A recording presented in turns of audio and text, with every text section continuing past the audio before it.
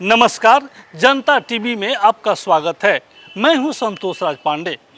बिहार चुनाव में जीत के लिए बीजेपी पूरा दमखम लगा रही है।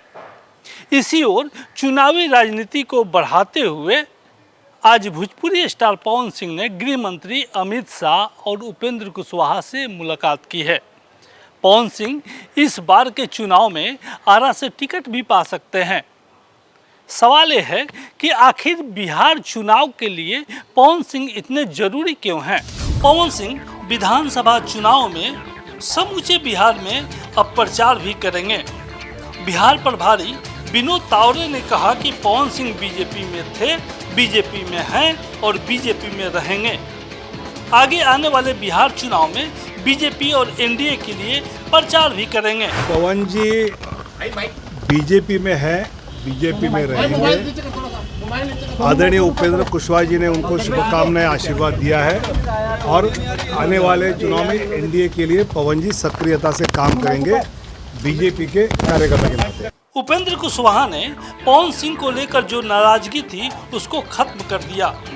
मगध और शाहबाद क्षेत्र में एनडीए की मजबूती लाने के लिए दोनों नेता मिलकर अब काम करेंगे।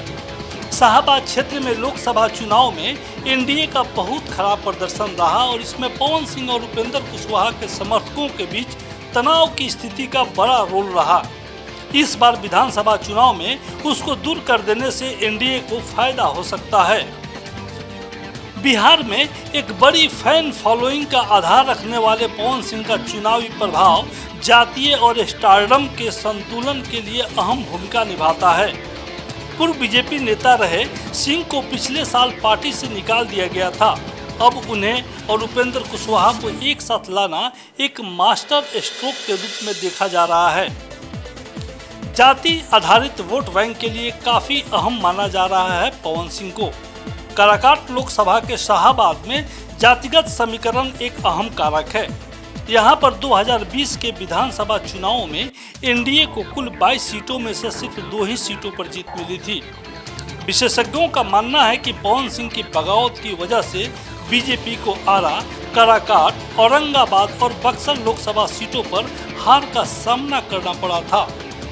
बीजेपी सदस्य और लोकप्रिय भोजपुरी गायक को 2024 में पश्चिम बंगाल के आसनसोल से चुनाव लड़ने के लिए चुना गया था।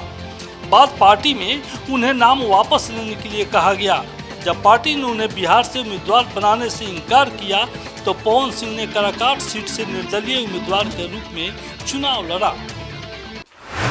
पिछले लोकसभा चुनाव में लालू यादव ने कुशवाहा उम्मीदवारों को टिकट देकर यादव, मुस्लिम और कुशवाहा समीकरण को बनाने की कोशिश की थी और इंडिया गठबंधन को इसका लाभ भी मिला था। अगर राजपूत वोट बैंक पवन सिंह के साथ एनडीए की तरफ आती है और उपेंद्र कुशवाहा अपने स्वजातीय वोटर्स को साथ रखने में सफल होते हैं तो महागठबंधन के समीकरण को कमज़ोर कर सकता है। हमें दीजिए इजाज़त, अगले एपिसोड में अगले मुद्दे के साथ मिलेंगे। तब तक के लिए नमस्कार।